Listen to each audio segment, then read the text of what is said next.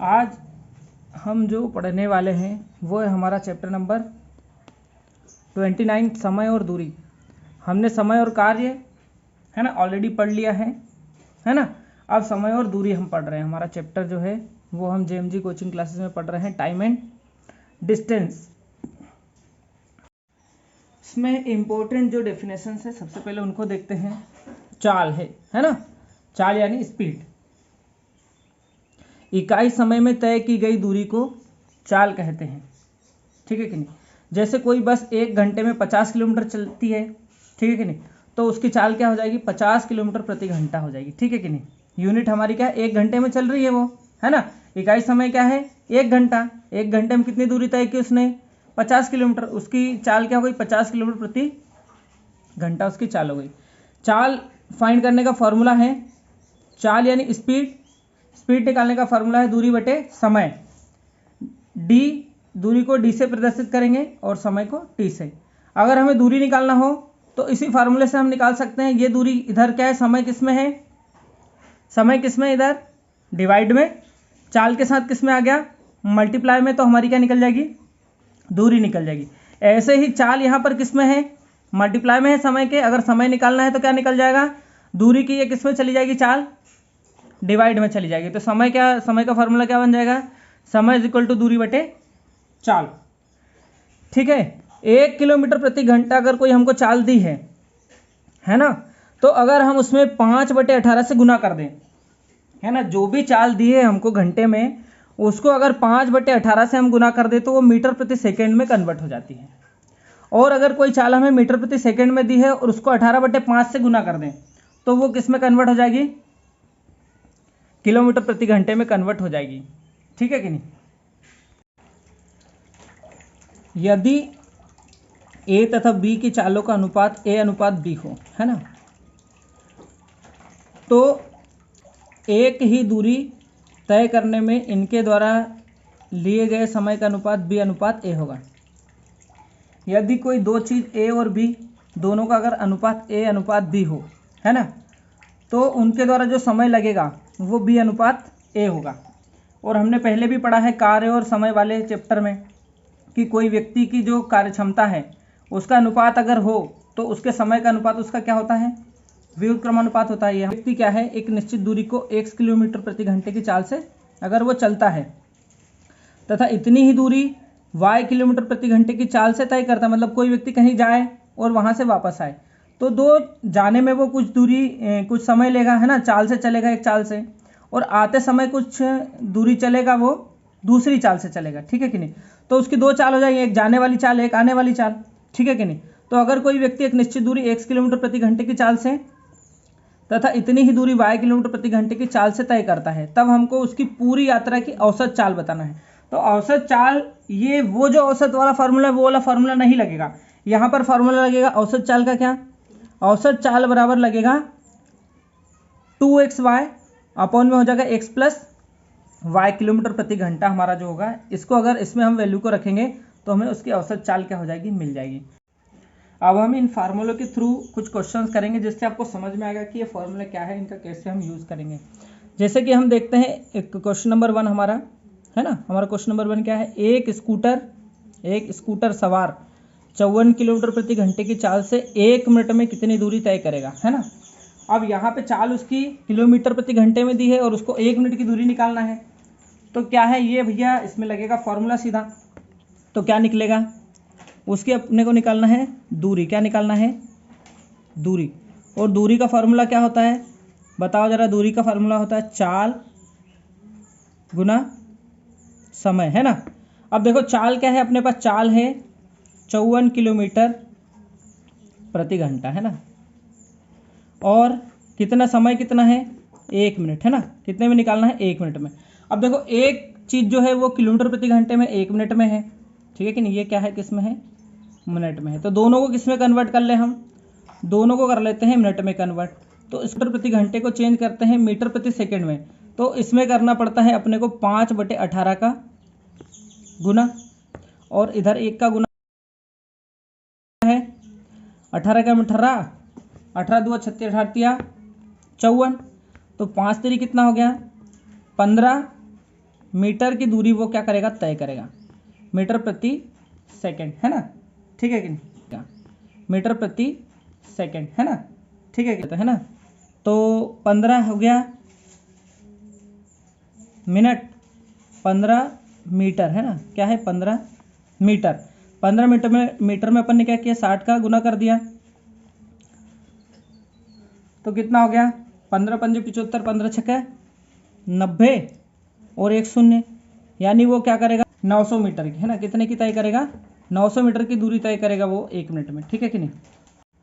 हमारा question number 2 क्या है, यदि व्यक्ति कार द्वारा ए नगर से बी नगर तक 72 किलोमीटर प्रति घंटे की चाल से जाता है ना, तथा 48 किलोमीटर प्रति घंटे की चाल से वापस नगर ए को लौटता है, तो पूरी यात्रा में उसकी औसत चाल कितनी है। तो औसत चाल का हमने फार्मूला भी देखा है, डिस्कस किया था। औसत चाल क्या होगी, 2xy अपॉन में क्या हो जाएगा, x प्लस वाई। अब 2 क्या है, 2 तो 2 है, x की वैल्यू मतलब जाने वाली, है ना, कितना हो गया 72, है ना, चेंज भी कर सकते हैं हम, y की वैल्यू कितनी 2 कितनी 48, और 72 प्लस 48 को क्या कर देंगे, प्लस कर देंगे, कर लो सॉल्व। तो 2 मल्टीप्लाई 72 मल्टीप्लाई 48 अपॉन में इन दोनों को प्लस कर लेते पहले, 0 1 कितना 11 एंड 1 कितना हो गया 12, कट कर दो, 2 से कट किया तो कितना हो जाएगा 6 और 0, और 12 पंजे 60 और बरछंग 72, ठीक है। और कुछ कट हो रहा है क्या, और कुछ नहीं कट हो रहा है, ठीक है कि नहीं, तो कर लो, तो ऊपर का ऊपर मल्टीप्लाई कर लो, है ना, तो इन दोनों का मल्टीप्लाई होगा क्या, 8 छंग 48 के 8 सिलाया 4, और 6 चुकू 24 और 4 कितने हो गए 28, अपॉन में क्या आ गया 5, है ना, ये 4 उधर का है, ठीक। फिर 5 से कर दो 5 25, बचे कितने 3, 5 7 35, फिर वापस से 3 बचे 5 6 30, क्या आ गए किलोमीटर प्रति घंटा, ये उसकी औसत चाल आ गई, है ना, मतलब आने और जाने दोनों की औसत चाल कितनी आ गई 57.6 किलोमीटर प्रति घंटा, ठीक है कि नहीं। चलिए अब आगे चलते हैं क्वेश्चन नंबर 3 पर। हमारा प्रश्न नंबर 3 क्या है, प्रश्न नंबर 3 है, एक कार 840 किलोमीटर की दूरी एक निश्चित समय में समान चाल से तय करती है। एक कार जो है वो 840 किलोमीटर चलती है, मतलब यदि कार की चाल 10 किलोमीटर प्रति घंटा और अधिक होती, मतलब जिस चाल से वो चल रही उससे 10 किलोमीटर ज़्यादा होती, तो इस दूरी को तय करने में उसको 2 घंटे कम लगते। कार की वास्तविक चाल ज्ञात कीजिए, मतलब यहाँ पर हमको 2 घंटे कम लगते, मतलब समय का अंतर दिया हुआ है, तो हम क्या कर लेते हैं, दोनों चालों का क्या निकाल लेते हैं, अंतर निकाल लेते हैं, है ना। यहाँ पे समय का अंतर दिया है अपने को, यहाँ पे दूरी को तय करने में 2 घंटे कम लगते हैं, मतलब समय का अंतर दिया है, तो अपन क्या करते हैं, इधर भी समय निकाल लेते हैं और दोनों का अंतर निकाल लेते हैं, ठीक है कि नहीं। तो अगर कार जो है वो 840 किलोमीटर जो दूरी तय करती है एक निश्चित समय में करती है, तो माना कि क्या है, माना कि हमने माना कि कोई कार जो है वो 1 किलोमीटर, है ना, 1 किलोमीटर प्रति घंटे की चाल से क्या करती है, चलती है, ठीक है कि नहीं, और 840 किलोमीटर की दूरी को क्या करती है, वो तय करती है। तो अगर अपन समय का फॉर्मूला बनाए तो दूरी बटे समय, ठीक है कि नहीं, ये कौन सी चाल है, जब वो क्या है समान चाल से तय करती है, ठीक है कि नहीं, और एक निश्चित समय में समान चाल से एक बार तय करती, ठीक है। दूसरी कंडीशन क्या बोल रही है, यदि कार की चाल 10 किलोमीटर प्रति घंटा और अधिक होती, मतलब और अधिक होती, है ना, तो और अधिक होती तो कितना हो जाएगा 840 किलोमीटर ही तय करती, लेकिन चाल उसकी क्या हो जाती x धन 10 किलोमीटर, तो उसके समय का अंतर कितना होता 2 घंटे हो जाता। तो ये दोनों ये भी समय निकला पहले वाला, ये बाद वाला समय निकला, दोनों का निकाला अंतर, तो कितने घंटे लगे 2 घंटे लगे, ठीक है कि नहीं, मतलब अंतर कितना आया 2 घंटे का अंतर आया, इन दोनों के चाल के अंतर के कारण 2 घंटे का अंतर आया। अब इसको क्या करना, अपने को सॉल्व कर लेना है, कर लो सॉल्व। तो सॉल्व करेंगे तो क्या करेंगे भैया, सबसे पहले हम ले लेंगे एलसीएम, है ना, तो हमने लिया एलसीएम, तो हो गया x और ये हो गया x प्लस 10, ठीक है कि नहीं।